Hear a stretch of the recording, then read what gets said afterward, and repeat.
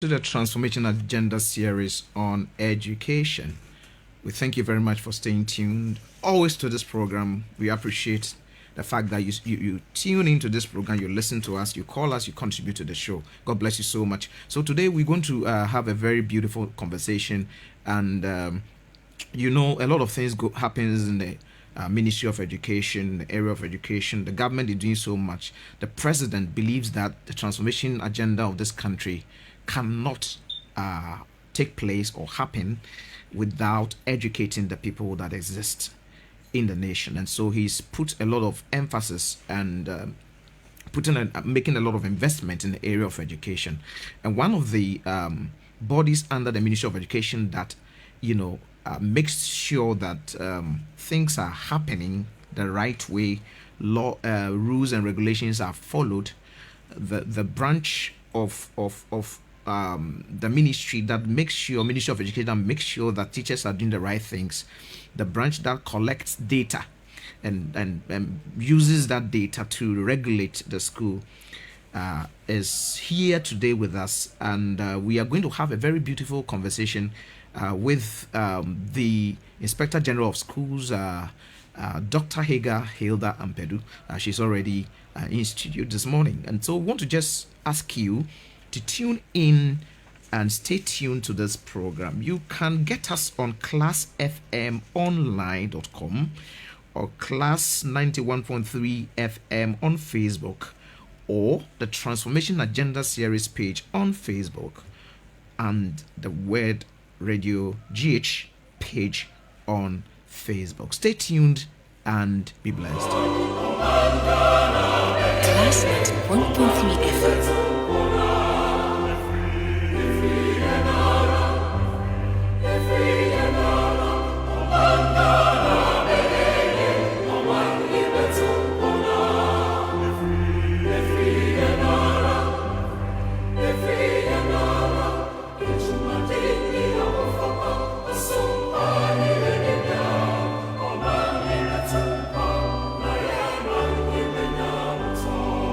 All right, so thank you very much. We have Laurentia Baby right in studio. A lot of things went on at the Ministry of Education, and she tells us what the minister did within the week. And so, Laurentia Baby, good morning. Good morning. How are you? I'm doing good. You're looking great. Thank you. All right, so talk to us. We are listening.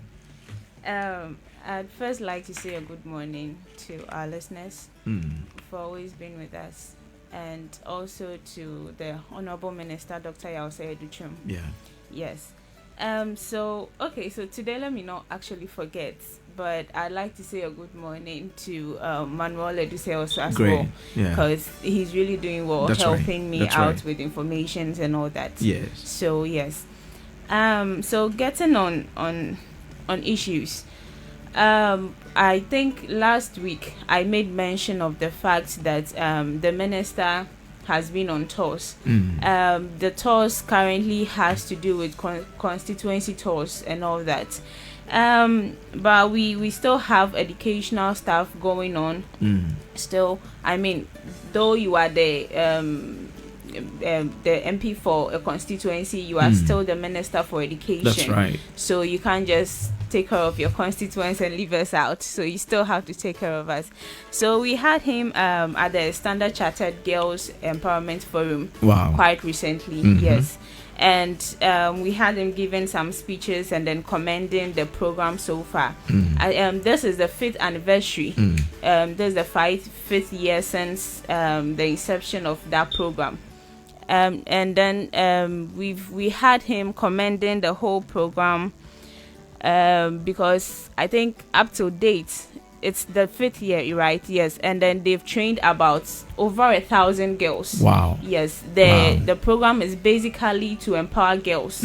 Yes, to solve inequality in the girls' educations from deprived communities. Yes. So they've trained them in helping communities to build up themselves and a host of others. This program was actually launched in 2017. Yes. And then in 2018 we had some reforms to it and all that. But currently it's doing so very well. Yes, and then we would like to commend the CEO of Standard Chartered Bank for all that they are doing to help bridge this gap in our educational sector. So basically, yes, it's been that. So we'd like to still thank our honorable minister for doing so much. Yeah. I mean, though he's always multitasking all the time. Yes, and I think that is one good thing about him. So yes, that is it. All right. So thank you very much, Laurentia Abebio. You're welcome. God bless you for your services to this country. We appreciate you so much. And good morning to you, Honorable Dr. Yao Osei Educhum, Minister for Education. Wherever you are, God bless you. Stay blessed. Be blessed. Increase in all you do. Thank you very much, sir.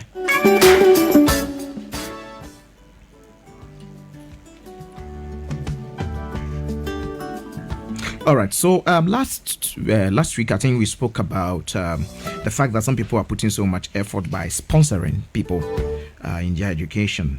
One of the people that we want to talk about this morning is the Honorable Minister for Education, Dr. Yao Osei Educhum. He's helping the people in his constituency, sending them and sponsoring them to university. So far, he's sent about 97 students who are studying computer science, geomatic engineering, natural gas engineering, and mining engineering, mechanical engineering, etc. 97. We are a total of 78 males and 19 females at this constituency. That was some constituency. God bless you, sir, for what you are doing for this country. We appreciate you. God bless you.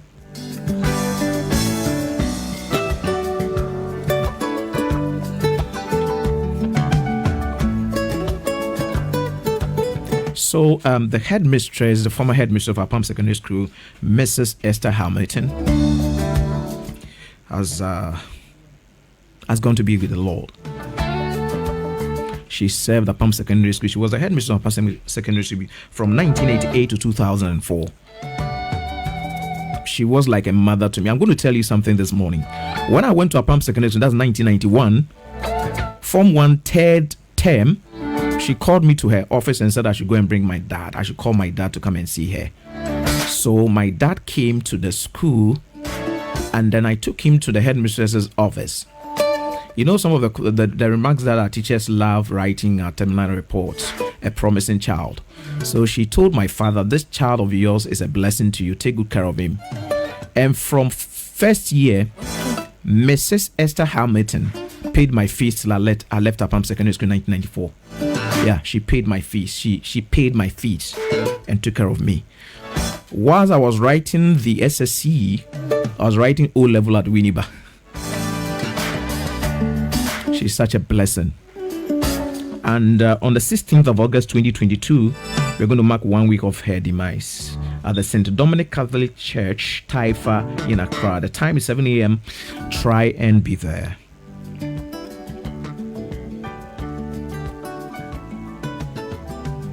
And then also today happens to be the birthday of my son, Josiah John Fifi Edu. God bless you so much. Increase and grow. Become a blessing in all you do. Be a good child. Heaven will bless you. Heaven will rain on you. Your life will never be the same after today. God bless you. Enjoy this song. And then also happy birthday to Yaltev, the operations manager, 610 Music. And then also to Inspector Helena Mensah, Katamanso Police Division, the Accident Division. God bless you for your services to this country. Thank you very much. You are holy. Holy is our God.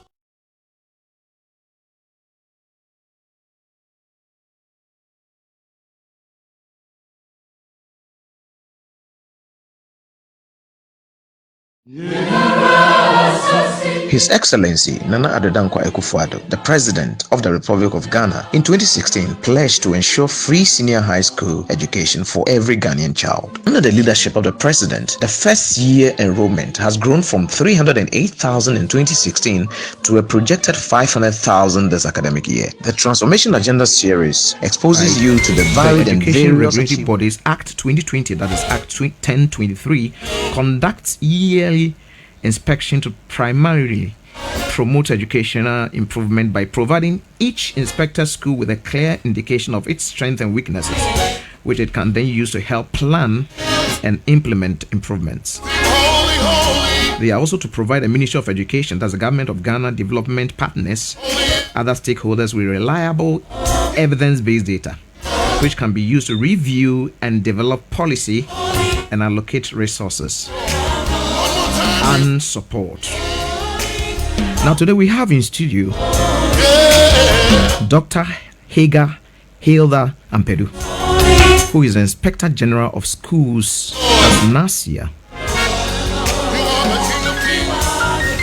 Dr. HILDA AMPADU heads the National Schools Inspectorate Authority, that is NaSIA. As Ghana's Inspector General of Schools, she holds a Doctor of Philosophy degree in Pharmaceutical Policy and Medicines Regulation from the Utrecht University in the Netherlands, and a Master's degree in Project Management from Boston University in the USA. Dr. AMPADU has enormous experience in standards and regulatory enforcement, having served as a senior clinical data manager in various pharmaceutical and clinical settings. Dr. AMPADU worked as a Deputy Director of Ghana Office of the World Health Organization Collaborating Center for Advocacy and Training in Pharmacovigilance. To contribute further to society, Dr. AMPADU is a part-time lecturer at the Faculty of Pharmacy at the Kwame Nkrumah University of Science and Technology. Dr. AMPADU sits on board of several institutions in the country. She has 2 children, a son and a daughter. On the board she sits on she's a board member of WAEC, University Governing Council member, that's KNUST, University Governing Council member, Accra Technical University, member of Advisory Board, Council member, Ghana Health Service Council, board member, National Council for Curriculum and Assessment, that's NACA Ministry of Education, and advisory board member, International Society of Pharmacovigilance. Now she sits on several boards. These are just a few of them. So Dr. HILDA AMPADU, welcome. Thank you. It's a blessing to have you here today. Thank you very much. We appreciate you for coming. Well, when I see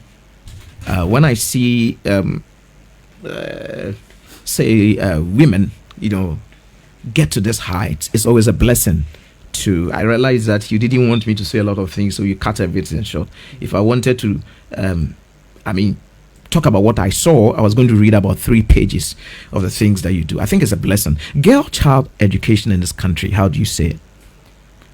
So, it's a very important aspect of education, and where we have focused on girl-child, it looks like we are making progress, because now every policy of the ministry is very gender sensitive. If you look at even our inspection tools, when we are in a school observing lessons, we want to ensure that there's gender balance. And when we are looking at learner absenteeism in schools, we see that it's usually the girls who are absent more often. So when we are recommending interventions to the ministry or partners, we make sure that they tackle the girl absenteeism from school. So girl education is still very much a priority of the ministry, and it's a priority of its agencies. And of course, we are paying attention to that. One other aspect is that in focusing a lot on girl education, it appeared that somewhere along the line we're leaving the boys behind. So now we are looking at it in a balance. We want to be sure that whilst we are focusing on the girls' education, we are not also letting the boys fall behind. So we are bringing them along all the same. Yes. Wow, you serve on several boards. How do you do that? So some of them are institutional boards by the way of the position that I hold. Okay. So if you look at the National Teaching Council, Ghana Education Service, NACA, those are institutional board by virtue of the position. You have to be on there. Okay. And I used to serve on the KNUST Council, Accra Technical University Council, that I was appointed to the Ghana Health Service. Okay. So as you can see, my background is in health and I'm in education, regulation, both ways. So I have expertise in both to contribute. Wow. So that's why I find myself in those places. Well, that's a blessing. Now, I think I just have a document. This is a presentation that you gave at the 2020, I think, when we're having the National Week, Education Week. I happened to be there. And I think you came out with some findings, Yes. And so the first one I see here says of the 448 schools that are inspected, 51%, that's a number being 230, were public, and 48.8%, 218, were private. Now, they said the school leadership of most private schools did not have clearly documented vision shared by all stakeholders, unlike those in public schools. So, let me read this one as well. It said private schools had better learning outcomes compared to public schools. The fourth one says most teachers observed had not prepared lesson plans. Even the few lesson plans available did not cover relevant subtopics. The fifth one said the teaching approach used by teachers was more suitable for high and medium ability learners than low ability ones. Now, these are the findings that you come up with. So let's look at something like the fourth one.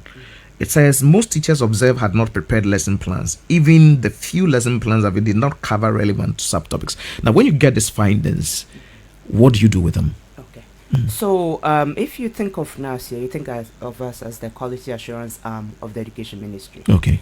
We look at everybody's work. Mm. So let's say the ministry puts out a policy Okay. on, let's say, girls' child education and what needs to be done at the school level. Okay. When my inspectors are in the school, they are inspecting, is it being Class done according to the 91.3 policy? FM. Okay. When NACA releases a new curriculum and says that lesson planning, you're supposed to have lesson notes. Yes. It's a requirement of the curriculum. Yeah. Our job is to ensure that when we are there, Mm. per NACA's policy, Mm. are the teachers doing as required? Okay. So in this finding, as you stated, Mm. we found out that yes, in as much as they are writing the lesson notes, they were not covering the relevant areas. Mm. So it may well be that there is a training need there Okay. for the teachers to know what exactly they were supposed to do. And remember that when we find these in a few schools, we Mm. extrapolate it across the country. Okay. So we don't This is limit the it to those Transformation particular Agenda schools series on inspected. education. We are Mm. able to say that in this particular class of teachers, Mm. maybe they may need training, continuous professional development, Okay. and lesson planning. Mm. So we would then send that report to NACA, Okay. who are the owners of the who are the developers of the curriculum, Mm. and then GS, who are the owners of the curriculum, and we'll make this recommendation to them that maybe teachers may need particular training and lesson planning, and then they will pick it up and provide that intervention in their CPDs. Mhm. So that is what we do. Okay. All right. Now, let's look at this school absenteeism, where you have certain schools, like you have here, said that 50% of all classes of the had at most 8.8% of learners absent. So you have children who are absent. Do you find out why they are absent? And can you say today, looking back from 2020, that some of the schools that we inspected, that we came out with these findings, conditions and situations have changed? This is the So we Transformation found out Agenda that in series terms on of learner education absenteeism, with as we Abraham term it, Adu. there were so many factors contributing to that. Mm. Sometimes it's because the parents were not able to provide food for them, Okay. and so that is where the school feeding becomes important. Great. We are using the school feeding to attract learners to come to class Mm. to learn. There are learners who are now going to school just because parents know they will get a meal Great. in school, so they send them to school. So we Mm. found out that since our inspection, Mm. that has improved a little bit. We also found out that in some communities, Mm. the learners, the children, Mm. are used for labor. Okay. So they go to help parents Mm. before they come to school. There was a particular community in the Oti region where our inspectors our data picked up that Mm. in that particular community, there's sufficient community. The learners have to go in the morning to help their parents fish. And then they usually finish around about 8 a.m. So when you say school has to start at say 7:30, there's no way they are going to make it there.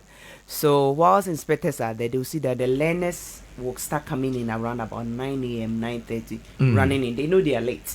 But then if you say they shouldn't go fishing with their parents, then that means they will not eat. So you have to strike a balance. So we'll write to GES, because GES are the owners of the public schools, and make a recommendation that maybe this particular community, look at how you can maybe vary their timetable to suit the profession in the region. Great. So that the learners will have the opportunity to come to school and be able to learn, but then also they will be able to help their parents earn a living so they can feed them.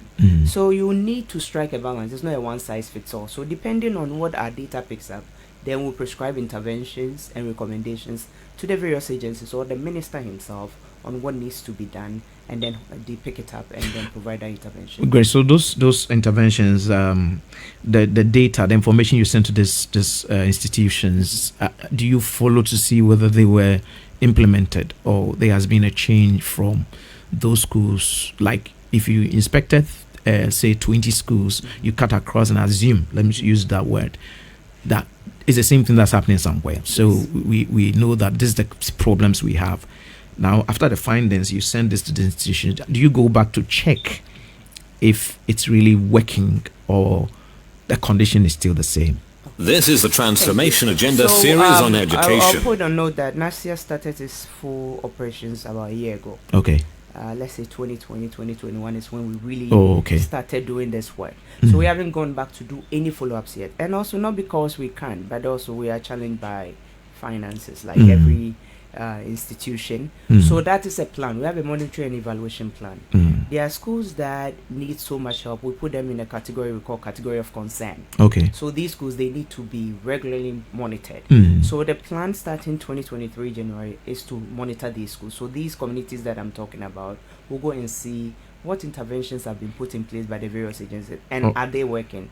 Because remember that we collected the data to state the problem. Okay. So when we go in, we'll be able to use the data to state if the problem has been solved or is being solved. So we plan to do that in 2023. Okay, so that's really my concern, because one of the findings you have is of the 1,000 schools inspected, over half, with about 55.2% were rated unsatisfactory for infrastructure, whereas 44.1% were rated unsatisfactory for food and safety. Now, you're talking about for food safety. What do you mean by food safety? So when we talk about food safety, we are looking at how food is handled at the school level. Okay. Even do they have a particular place designated for eating? Is there a pantry? Do they have storage facilities for the food?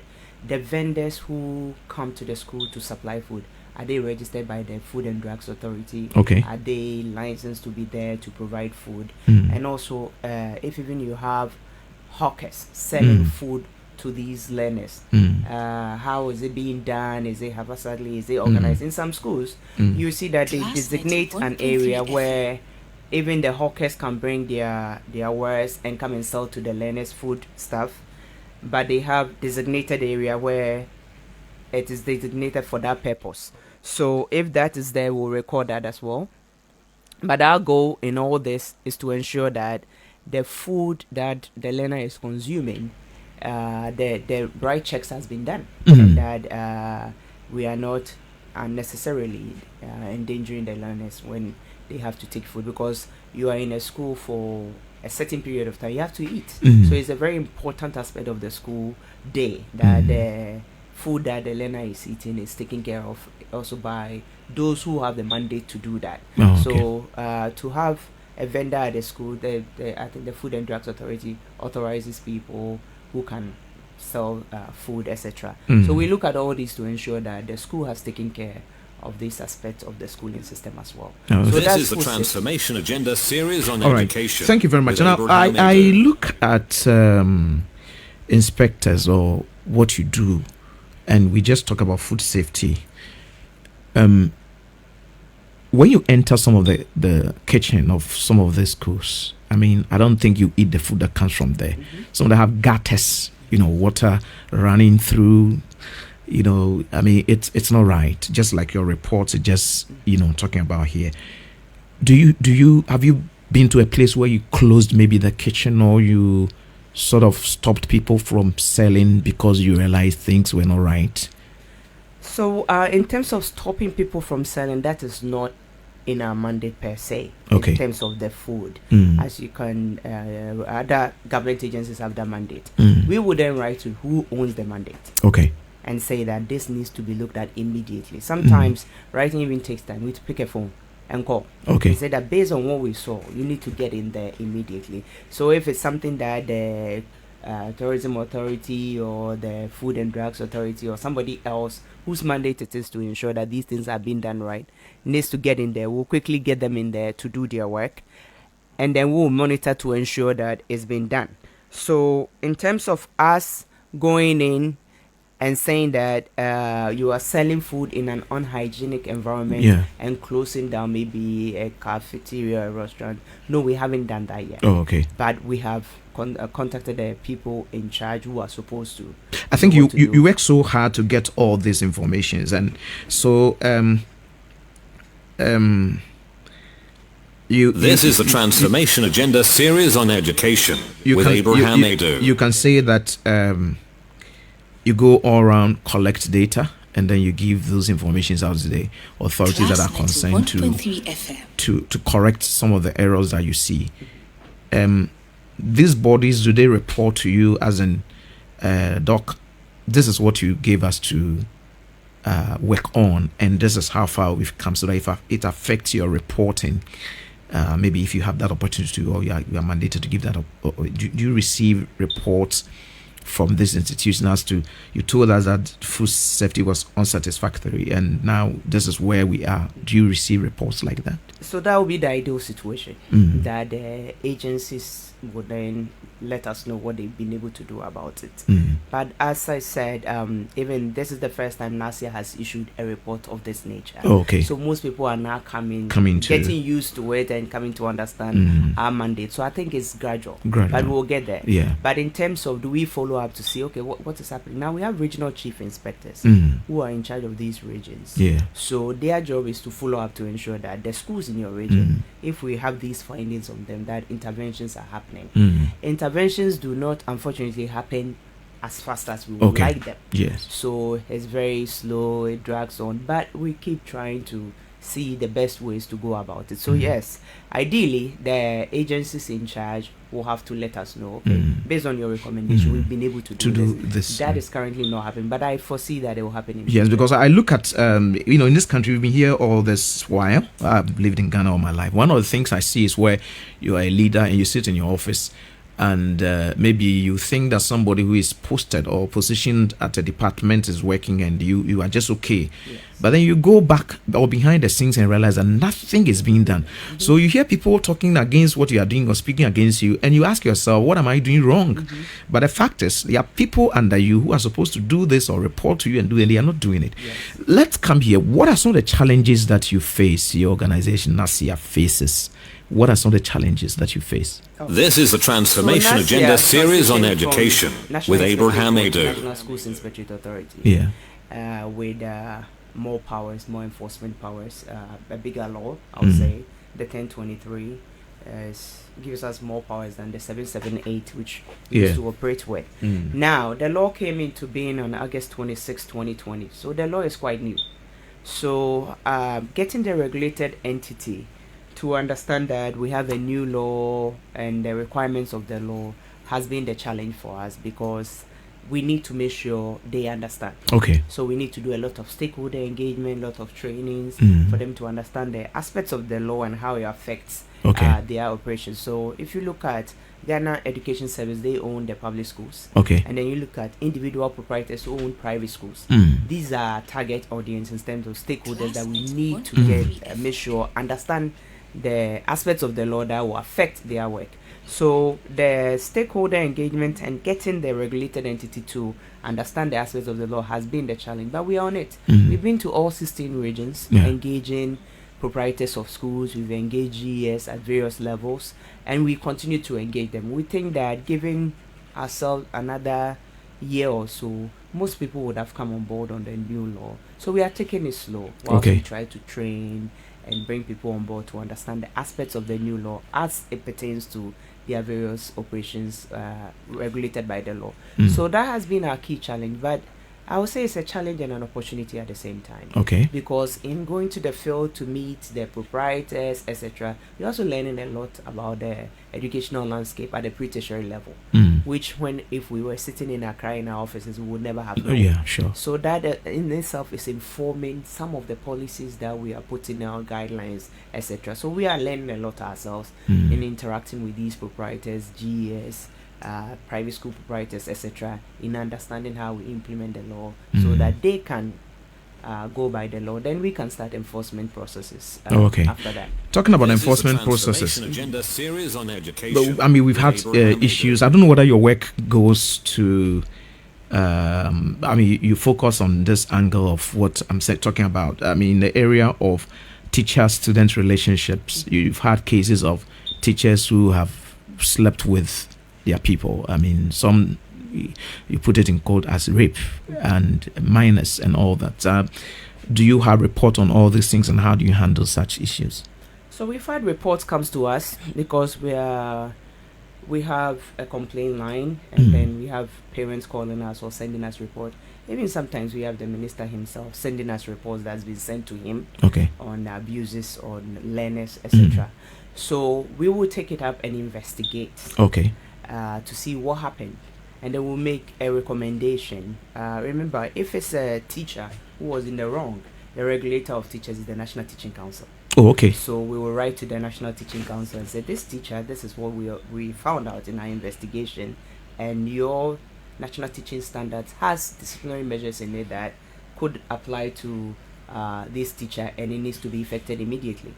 Remember that we sit on each other's board for a reason. Sure. So we are very familiar with each other's law. So I know that the NTC has the National Teaching Standard that has specifics on how you should conduct yourself as a teacher. So in recommending to the National Teaching Council a teacher's misbehavior, we are able to quote from the NTS what needs to happen to the teacher, and then the NTC will take it up. Now the NTC regulates the teacher's profession. Most teachers are employed by the Ghana Education Service. So if the NTC says we revoked your license, yes, that is not sort of a punishment. But then the GES will go ahead and say, you can't work with us anymore. You cannot be a teacher in our system. And if it borders on criminality, then they report to the police. And then the police will pick it up. And so there are all these systems in place to deal with such incidences. So when it comes to our attention, we'll do our initial, what we call an investigative inspection. Come up with the facts of what happened. Because sometimes some of these things are also based on hearsay. So you need to substantiate the accusation. And then we give it to the appropriate people, and then we'll do follow-up to ensure that it is done. Now, when we send any of these reports, because of the nature of the accusations, the minister is always copied on these reports. He's very much aware, all the ministers and the deputies, and then they take it up at that level too. So This that is the Transformation Agenda series on education. Okay, all right. Now, you talked about, I mean, you mentioned that you follow up, you know, but you see some of these teachers that may engage in some kind of more practices or certain behaviors that are not accepted by the Ghana Education Service. You hear that the teacher commits an offense in District A and then he's transferred to District B. Won't that affect or will that not encourage others to do same? And then secondly, if you if something like that happens and you sack or you take the license from the teacher from working with Ghana Education Service, there are private schools that they can also work. Do you have a system where your license is revoked but you are banned from ever teaching? This is the So the Transformation NTC Agenda has series its on own education disciplinary measures, with and Abraham there's Adu. a point where you can be banned from ever teaching in any school in the country. Yes, they have that. But we also have to bear in mind that the 1023, which is the act in which NTC is also in, is quite new. That's what gives us all these powers. So we are now implementing them gradually. So now that is there, and we are teasing out to form policies and guidelines on how to deal with situations like this. I'm sure in the next few years, foreseeable years, some of these things is not just leaving it to GES. Now there's NaSIA, there's NTC who will get involved, and then we'll be able to help GES deal with it. It used to be that it was just Ghana Education Service as an employee of Ghana Education Service, and maybe per their policy, they don't have any measures where you can be fired from teaching or etc. But now there's National Teaching Council, which requires you to have a license, and the license has requirements of ethics and behavior and responsibility. And so if you go against that, they can revoke, and then the other measures they can also take against you, independent of GES. So I think those is what the drafters of the 1023 the law saw, that if you give the GES other supporters like NTC, NaSIA to help them do their work, they are going to do a better work going forward. So I think we are here to help those things, and once our mandates are fully operational, we should be able to help resolve some of these. This is a difficult question, but I will have. Do you encounter situations where someone has done something, or maybe you actually look for the data or the findings and you present to institutions, but do you get to a point where we have call from above, where somebody does something, is being dealt with, and you receive a call from above that the person should be left out? Sometimes you felt that per the ethics, per the rules and regulation, per the law, this is what should have been done to person A, B, C, D, but you realize the person is set free. Do you encounter something I like that? personally haven't encountered that yet.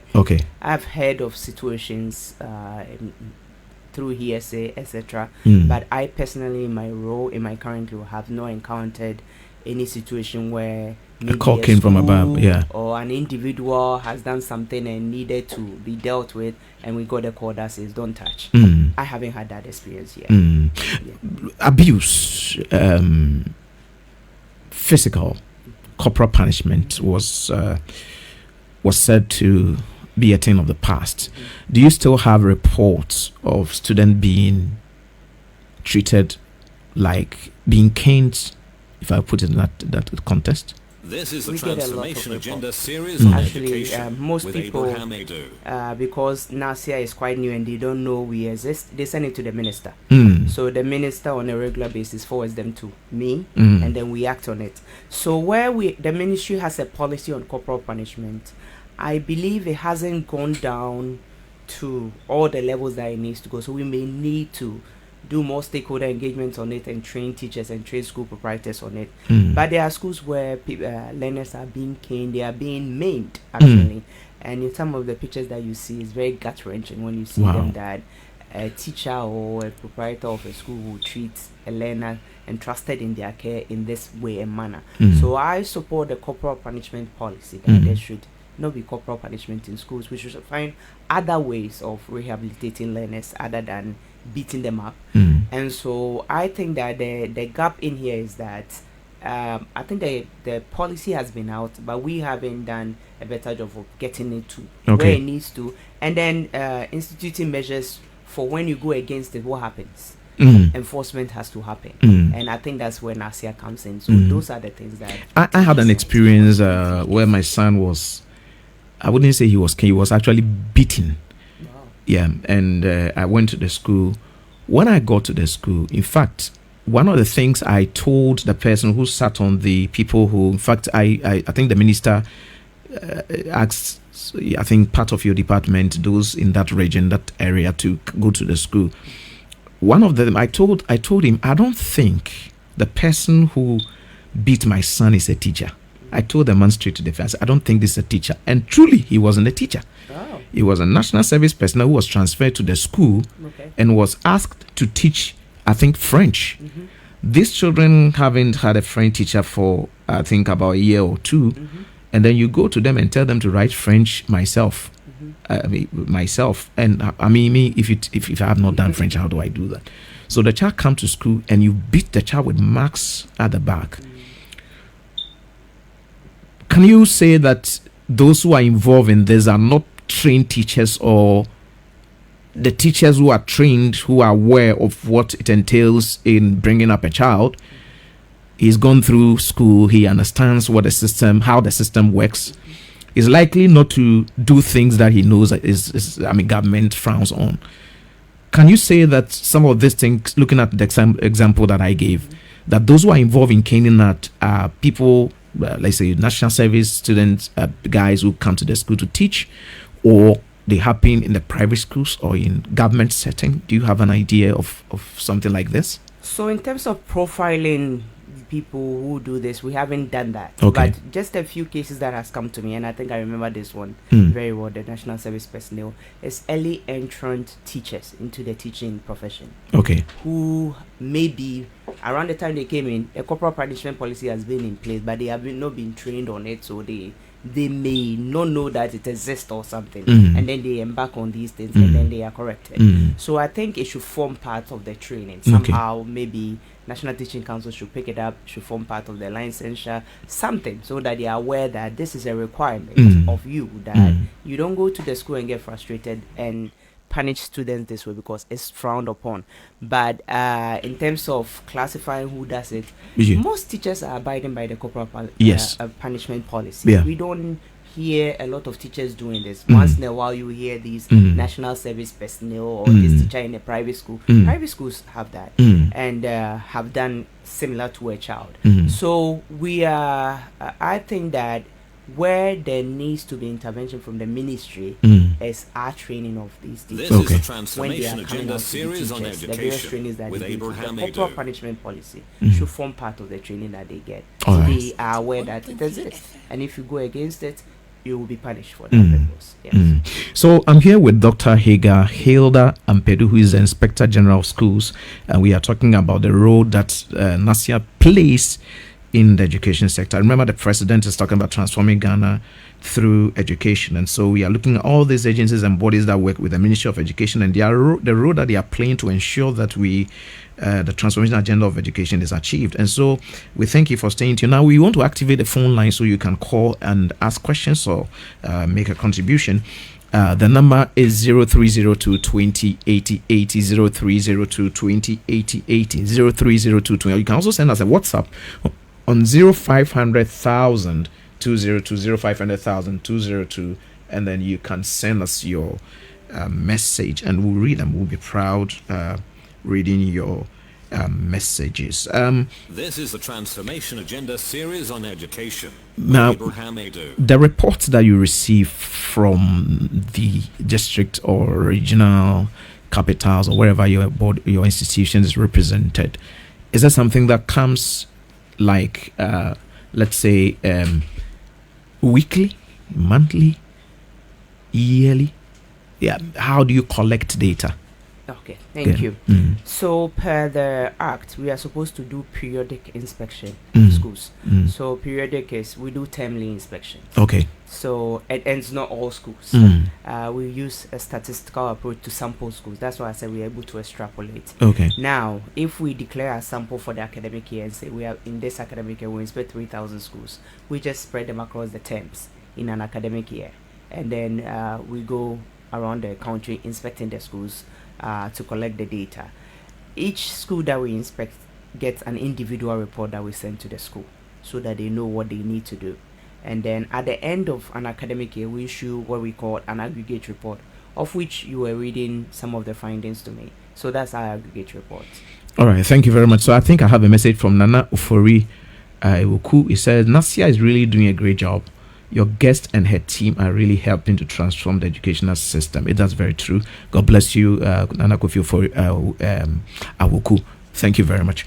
Now, yeah, great. So, when you send reports to these agencies, where the report I received, you sent to these agencies, which spoke about the fact that they were supposed to have presented reports to you, but it's a system, it's not running. So gradually you get to that point where you receive some of these reports. From the time that you came into force, where you're talking about, now coming not like in full term, but now, what have you done? The reports are not there, but do you have like periodic visitations and inspections that you have? Can you say that maybe your team went to school A, they went to inspect again, and they came back to tell you that when we went to school, even though we've not received any report from NTC of a teacher who abused a child, but they give you a feedback which perhaps was supposed to have come from the institution that's mandated for that particular. Do you have something like that? Yes, Because now we've implemented what we call the regional chief inspector approach, which is every region has a regional chief inspector. Okay. In charge of the region in terms of inspections on behalf of NaSIA. And in each region, we have a good about 60 or 70 inspectors who are contract inspectors for us. Wow. And these people build relationships with the schools. So they go there often. And then as much as the schools are not reporting, but we are able to pick up some interventions that have happened that has led to some recommendations of ours being taken through. So we have a few stories like that where we went to a school, we found out, for instance, that the learners were sitting on the floor and learning, and then we issued a report. Our report goes to the MC, it goes to the assembly, it goes to the MP, take it to the regional minister, we give it to the education minister, DG of GS, we give it to everybody, and then we publish it on our website. So what we do is that we also push for some intervention.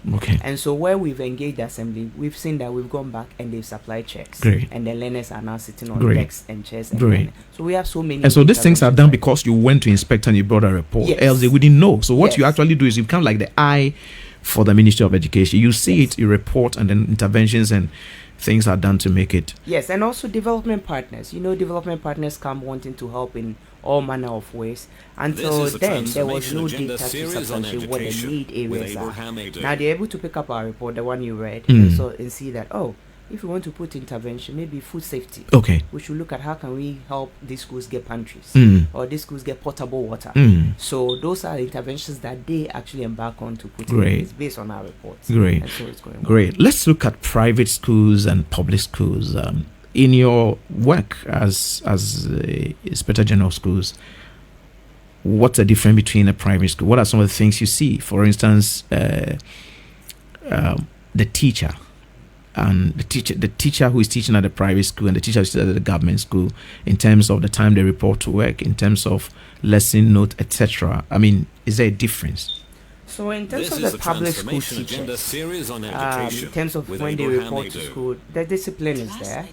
They are, especially now that they're going through the licensure process, they report when they are supposed to report. They do their lesson notes. They've been well trained in these by NACA, GS itself, etc. So they do what they have to do. But you also have to think of a private school as it's a business that most people run, offering education to Ghanaian citizens.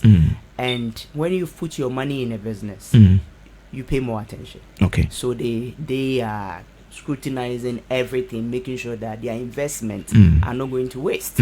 So if you're a teacher in a private school, you are subjected to all manner of rigorous monitoring to ensure that my money is not going to waste. So in that sense, they get a lot of teachers who need to sit up, because if you don't do it, they'll fire you. And so you see that when we inspect private schools, we see that the teachers are they follow certain routine, and it's quite straightforward and laid down, and they have to go by it or they lose their job and somebody else takes their job. That's not to say the public school teacher is not doing that, but the public school teacher, they also have their own approaches to how they do their work, and they also go by it the same way. So we've seen that in terms of supervision, if you look at the private education system, the proprietor of a school, who is the business owner of the school, they've invested a lot of money. Typically, they are also part of the school system. They are there to ensure that their investments are not going to waste. So they ensure that the things they need to do to ensure the investment are not going to waste, they are in the school doing it. They have to hire somebody who's going around every classroom, making sure teachers are present, they are teaching, the timetable is being executed, etc. That's what they need to do. So in terms of supervision, they invest a lot in that.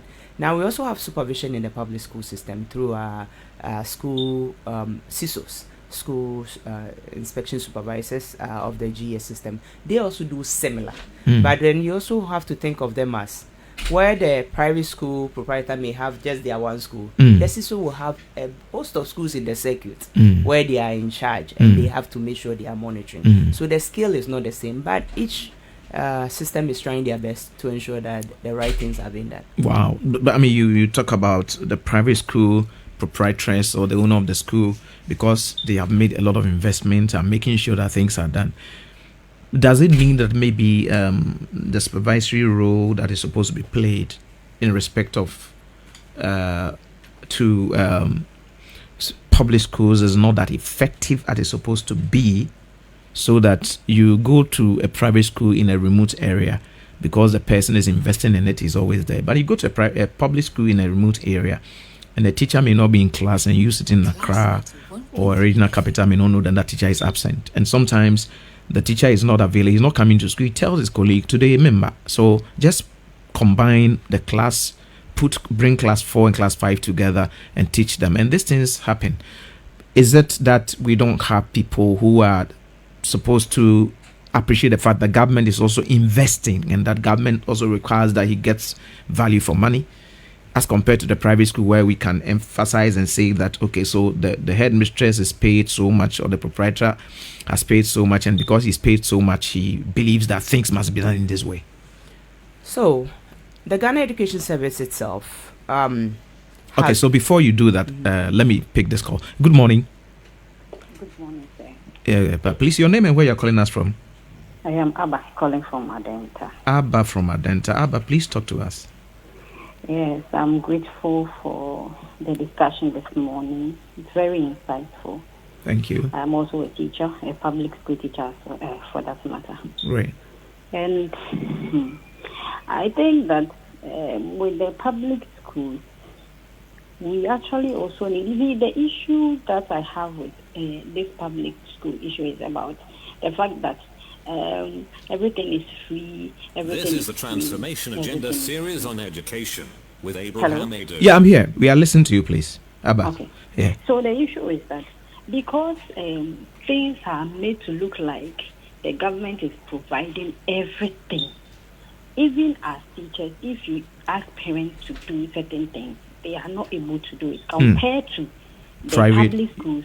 When they are sending their kids, they will provide virtually everything for them. You come to school and the teacher has to use her own money or something to get textbooks and all those things.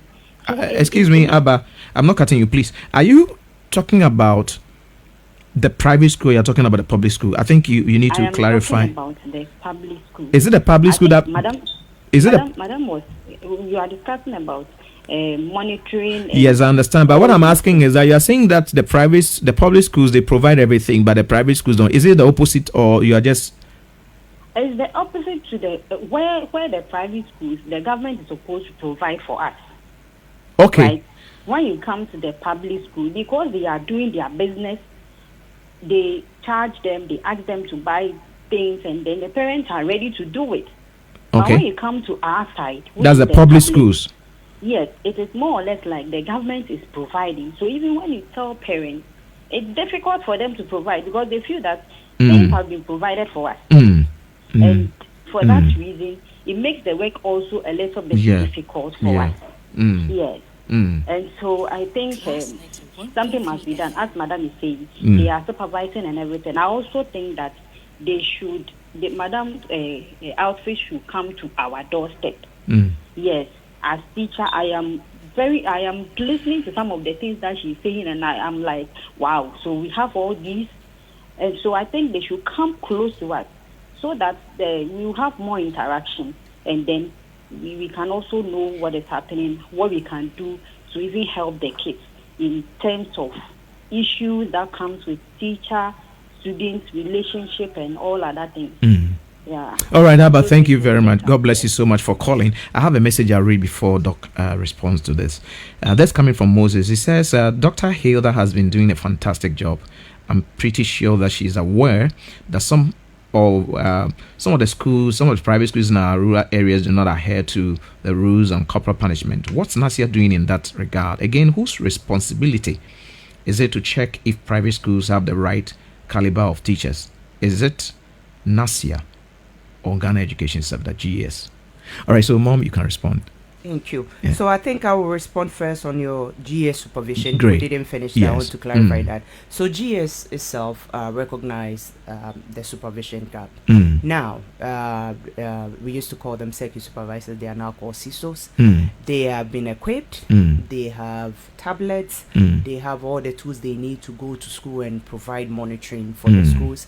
I believe I even heard that they are signing contracts with their various district directors to ensure that the work is being done. Okay. So where they have picked up that there's a gap, they have filled it by training these CISOs, equipping them well. Okay. And then I think we will start seeing Changes. supervision going up Great. in the public school system as well. So I think that is encouraging. Great. And I have to put that on record. Great. So in terms of the private schools and who is supposed to ensure that it's not GS. Okay. The National Teaching Council regulates the teaching profession. Okay. So teaching at the pre-tertiary level of the education system, public and private, is the National Teaching Council. So for private schools who looks at it that they have the right teachers, it's NaSIA. So going forward, and as I said, the law is being rolled out gradually because it's new. With time, what we'll do is that when we come for inspection, we are looking at your school roster, your teachers and their qualifications and their licensure status. So we'll pick it up. So if we say that, okay, these teachers are not qualified, they shouldn't be teaching, we'll ensure that they are not in the school teaching if they are not qualified. So all that is things that are coming. I know, for instance, that the National Teaching Council is engaging the private school proprietors and explaining their law to them that this is coming, prepare, this is coming. So these are things that we are going to work on with the schools to ensure that these things are being taken care of as well, together with NTC. Do you have schools that are operating without your knowledge or without the proper documentation? And so if something should happen, how do you find out? Or, I mean, would you be able to use law, for example, to deal with such institutions? Yes. This is the Transformation Agenda series on education. That came out on August 26, 2020. Was assented by the President. And it says that in the coming into being of the law, every pre-tertiary school in Ghana has 6 months to go by the law. Okay. 6 months ended December 2020. So any school that is not, we are not in the know of, or is not abiding by the law, it's already in violation of the law. All right, thank you. It's already a violation of the law. Good morning. Good morning. My name is Pasazuri from Kubikru. Great. Talk to us. I'm calling to thank you for the good work you are doing for God bless you. And may you continue. May God bless you for the program you're doing. Thank you very much, sir. You're welcome. God bless you. God bless you for your call. We appreciate this so much. I have a message here. Let me read, which is coming from Felix Atadenta. He said, we thank Doc for the immense job that she's done, or she's doing. I have two questions for Doc. There's this impasse between NaSIA and Ghana Education. It's known. How is she working to solve this? Oh, I don't know what that one is, but she, as you said, she knows. How can the authority help in regulating fees charged at the private school? So these are two. I think our time is up, but we'll give you that opportunity to answer these questions that are asked here. Thank you. Okay, thank you. I'm not sure of any impasse between NaSIA and GA. We are both agencies under the ministry. We work very well together. And in terms of fees charged in the Act, one of the regulations that the minister is allowed to do is regulate fees. The minister. Okay. So again, we haven't enacted that part of the Act yet, but I'm sure in the future we'll look at that. Okay, so what it means is that if someone has established a school, they are looking at maybe certain factors based on which they are charging the fee. Yes. A school that is ordinary, like the normal school, is different from the Montessori school and the international curricular schools, etc. But we are not working on anything like that yet. Maybe in the future it's in the law, but we haven't gotten to that aspect of the Thank you very much so much. I think our time is up, and Dr. HAGGAR, HILDA AMPADU, who is a Inspector General of Schools, has been with us talking to us about the role that you are playing, and we appreciate what you are doing so much, and God bless you and all those who are working with you. You went to Wesley Girls. Yes, please. So you went to a girls' school, and so when you compare going to a girls' school and going to a mixed school, if you had a daughter, which of them would you recommend for them to go? Girls' school. Why? That's all I know. Wow. So you went to Wesley Girls. That's Cape Coast. Yes. Wow. That's good. That's a blessing. And I think those who in school should look at her and aspire to get to the level that she's got into. It's a blessing to have women rise to the level where you are, because you do better. As you know, men, you do. I don't want to say this, but let me also try and say one of them. Women, when they get to the top, they do better than men, because I think you have that. You add that passion to what you do, and it's a blessing. I look at you serving on several bodies, and you're a mother as well. Yes. you play all these roles together, and everybody is sending a message and that you're doing a great job. God bless you so much for this country. I believe that the Minister of Education is listening to you and he appreciates what you are doing. We thank you very much for making the time to come to this studio this morning. It's very early Saturday morning and you have to rest, or maybe you have funeral or other engagements, and then you put all those things aside and you come here. God bless you so much. And then thank you very much, Nabila. Nabila means a noble woman. Thank you. She's very respectful. I've been engaging her since we planned, bringing you here. God bless you, and all your deputies who have been supporting. I believe that you are doing well because you have people around you who are also supporting. Yes. All the representatives at the 16 regions of this country, districts, all of them, those who are working, and they want to say thank you very much for making her work easier for her to do. We appreciate you so much, and I believe that this country is going to move forward. Those of you who are not able to call, we want to say whatever you want to share, you can still post, and we'll get to Doc, and if she has to respond to you directly, she will. God bless you so much. I would like to appreciate Isaac Quest, Enchel, Emmanuel Ado, George Esiedu, my producer, Laurentia Bebio, who came with the Duchum Diaries, and then Vanessa Adobiabe, who is monitoring us from Word Radio GH. God bless you so much, Minister for Education, Honorable Dr. Yawase Duchum. God bless you, Lawyer Jari, Mr. Paddy, Dr. Eric Nkansa, Mr. Bankwa. God bless you so much for making this possible. God bless you so much. Wherever you are, stay blessed, stay safe, be good. And I'm Ibrahim Edu, and I am out. God bless you.